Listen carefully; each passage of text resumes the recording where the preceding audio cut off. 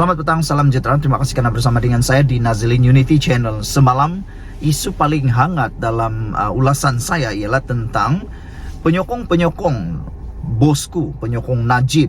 Kata, sudah tiba masanya Najib dan Muhyiddin perlu bersatu semula. Penyokong-penyokong Najib bosku mereka kata kalau Najib dan Muhyiddin bergabung, ada harapan negara akan mencapai kemajuan semula, kata mereka. Saya tak percaya.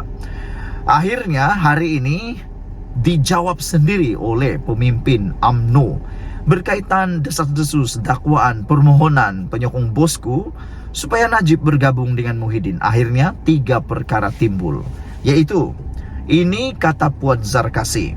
Beliau kata 3 sebab Najib takkan bergabung dengan Muhyiddin. Pastinya ini berita paling buruk untuk Muhyiddin. Walaupun katakanlah Muhyiddin beria-ia atau ada hati untuk bergabung dengan Najib, ini 3 perkara yang akan menghalang perkara tersebut.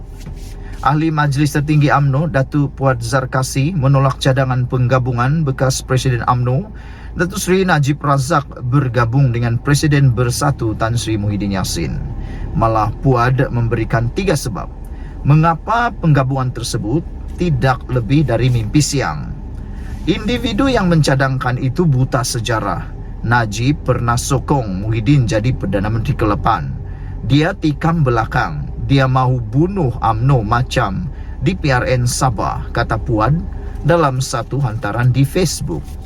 Muhyiddin tolak sertai kerajaan perpaduan. Dia mahu tebuk atap. Maka macam mana mahu wujud Malaysia lebih hebat, kata Puad. UMNO dan Bersatu berebut audien atau segmen yang sama. Bersatu boleh hidup kalau UMNO mati. Lagi praktikal bekerjasama dengan PKR, kata Puad Zarkasi. Ada kebenarannya di sini, yaitu kalau Bersatu nak hidup, UMNO perlu mati. Kalau UMNO nak hidup, Bersatu perlu mati. Salah satunya harus menjadi kuat, salah satunya harus menjadi lemah. Hal ini kerana kedua-duanya berakar umbikan perkara segmen yang sama, yaitu orang Melayu Islam. Jadi bagaimana UMNO boleh bekerja sama dengan Bersatu yang mempunyai segmen yang sama? Itu yang dipersoalkan oleh Puad Zarkasi. Cadangan penggabungan ini dibuat oleh Syed Muhammad Imran Syed Abdul Aziz, pengerusi Pertubuhan Jalinan Perpaduan Negara Malaysia yang menyokong Perikatan Nasional. Najib sedang menjalani hukuman penjara 12 tahun setelah didapati bersalah dalam kes SRC Internasional. Sekian dulu untuk kali ini. Jangan lupa tinggalkan komen anda, tekan butang subscribe. Malaysia kita punya, kita jaga sama-sama. Cintai Malaysiaku. Bye-bye. Selamat petang, salam sejahtera. Terima kasih karena bersama dengan saya di Nazilin Unity Channel. Ini pendedahan paling luar biasa yang saya nak kongsikan dengan anda semua. Tidak tahan lagi, Anwar Ibrahim sendiri membongkar rahasia RM 700 juta yang ada kaitan dengan Perikatan Nasional. Bayangkan, RM 700 juta berkaitan dengan Perikatan Nasional. Dipetik daripada Harapan Daily. Sebelum saya teruskan ulasan kali ini, mohon kiranya anda bantu saya untuk mengembangkan channel ini. Tekan butang subscribe, itu percuma, dan share video ini supaya semua orang tahu tentang isu panas berkait RM 700 juta yang ada kaitan dengan Perikatan Nasional. Hari ini didedahkan daripada Harapan Daily, Perikatan Nasional berbelanja besar guna 700 juta, bukan ribu, 700 juta hanya untuk promosi kerajaan. Bayangkan saudara-saudara sekalian, 700 juta diguna untuk promosi kerajaan. Kalau dipikir secara logik akal, dipikir secara matang dan serius, kita dapat pikir 700 juta tuh kalau diguna untuk kemakmuran negara, untuk membangunkan negara, untuk pembangunan kampung, daerah dan sebagainya, berapa banyakkah pembangunan yang telah dialami, telah diterima oleh rakyat. Tapi seperti yang telah didedahkan oleh Anwar Ibrahim ini, Perikatan Nasional sanggup berbelanja besar sehingga 700 juta hanya untuk semata-mata promosi kerajaan. Apa ceritanya? Tan Sri Muhyiddin Yassin didakwa membelanjakan dana kerajaan sebesar 300 juta ringgit dalam tempoh setahun bagi tujuan promosi dan publicity ketika beliau menjadi Perdana Menteri 3 tahun lalu. Perdana Menteri Datuk Seri Anwar Ibrahim berkata, sejak tahun 2020 hingga 2022, kerajaan di bawah Perikatan Nasional ketika itu telah membelanjakan keseluruhan 700 juta ringgit yang dianggapnya sebagai keterlaluan dan melanggar tata kelola. Difikir-fikirkan, ya memang keterlaluan lah kan. Bayangkan 700 juta tuh kalau diguna untuk membina jalan raya di Sabah, berapa besar jalan raya boleh dibuat. Muhyiddin Yassin menjadi Perdana Menteri ke-8 selama 18 bulan bermula 1 Mac 2020 sebelum mengumumkan peletakan jawatannya pada 16 Ogos tahun 2021. Pada 20 Ogos 2021, Datuk Seri Ismail Sabri Yaakob dilantik Perdana Menteri yang ke-9 dan kemudian mengumumkan pembubaran kabinet pada 10 Oktober tahun 2022. Beliau menjadi Perdana Menteri selama 14 bulan.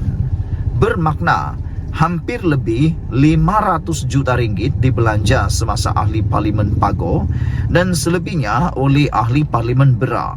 Tapi Bera belanja sedikit kerana ada lebihan, kata Anwar Ibrahim.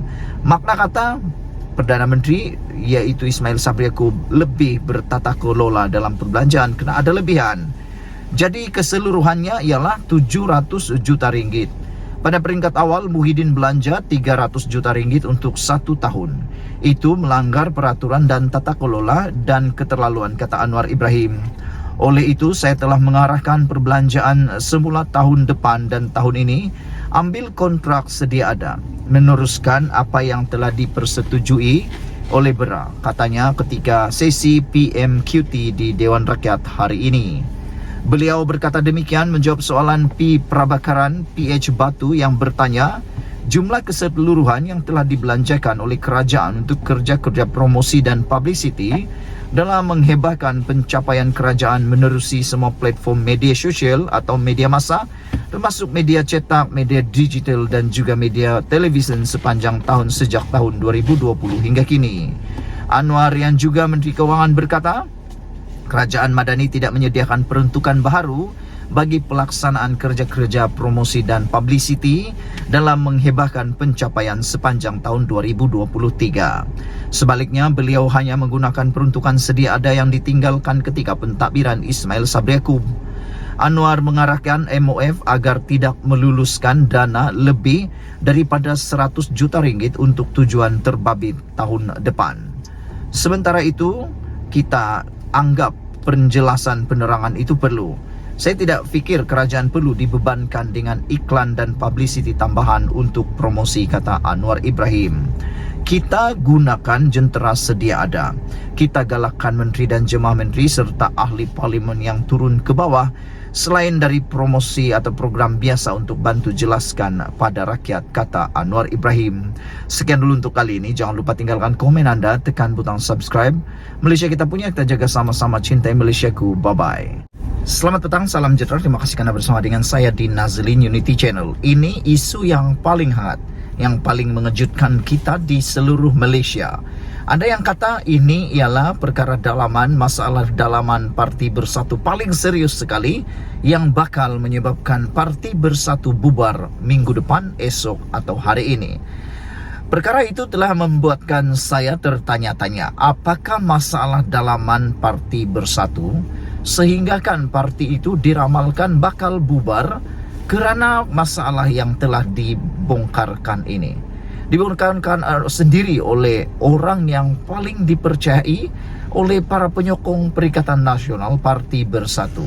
Bayangkan betapa seriusnya masalah dalaman itu, sehingga kan orang yang kita kata paling berpengaruh dalam Parti Bersatu tak tahan lagi, akhirnya mendedahkan perkara tersebut.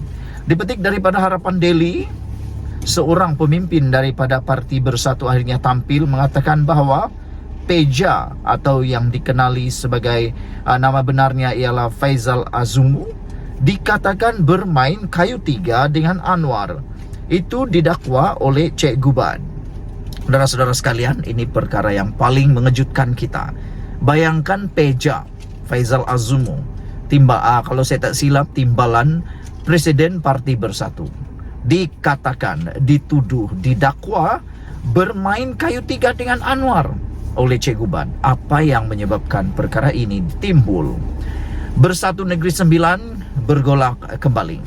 Ahli Jawatan Kuasa Penerangan Bersatu Badrul Hisham Syahrin menduduh pengerusi Bersatu Negeri Sembilan Datuk Seri Ahmad Faizal Azumu bermain kayu tiga dengan bersekongkol dengan Perdana Menteri Datuk Seri Anwar Ibrahim, katanya. Ahmad Faizal juga timbalan Presiden Bersatu di peringkat pusat. Cabar Peja of Perak nyata kesetiaan kepada Perikatan Nasional dan tidak akan sekongkol dengan Anwar Ibrahim dalam apa bentuk. Jika tak mampu, elok pindah terang-terangan, berhenti jadi duri dalam daging, kata beliau. Adakah ini masalah yang tak akan dapat diselesaikan sehingga menyebabkan Parti Bersatu akan tumbang, bubar? Nah, kita tahu Peja juga mempunyai pengaruh yang kuat dalam Parti Bersatu. Dan kalau dia pindah secara terang-terangan kepada Pakatan Harapan, ini satu berita yang semestinya menggemparkan seluruh Malaysia. Parti juga kena serius, kata Cik Guban. Timbalan Presiden hilang, mesyuarat pun tak datang, kata Badrul yang lebih dikenali sebagai Cik Guban dalam X. Ini bukan kali pertama Cik Guban membuat tuduhan serius terhadap Ahmad Faizal Azumu yang lebih diserai sebagai Peja. Dalam bulan Ogos yang lalu, seusai pilihan raya negeri, Cik Guban mendakwa pelantikan Ahmad Faizal Azumu sebagai pengerusi Perikatan Nasional PN Negeri Sembilan menyukarkan gabungan tersebut mengambil alih negeri berkenaan. Apa komen anda untuk isu kali ini? Adakah anda juga dapat melihat bahawa Parti Bersatu tidak akan dapat bertahan lagi sehingga minggu depan? Ini ditambah lagi dengan perpindahan sokongan kepada Datuk Seri Anwar Ibrahim daripada ahli-ahli Parlimen Perikatan Nasional yang datangnya daripada Parti Bersatu. Ramai orang dapat menghidu masalah dalaman Parti Bersatu yang amat besar. Nanti kita akan lihat apalagi pendedahan-pendedahan yang luar biasa. Dan soalan yang seterusnya ialah, sanggupkah Peja melawan dakwaan Cik Guban ini? Dan adakah beliau akan mengikut nasihat Cik Guban untuk pindah menyokong Datuk Seri Anwar Ibrahim? Sekian dulu Malaysia kita punya. Kita jaga sama-sama cintai Malaysiaku. Bye-bye.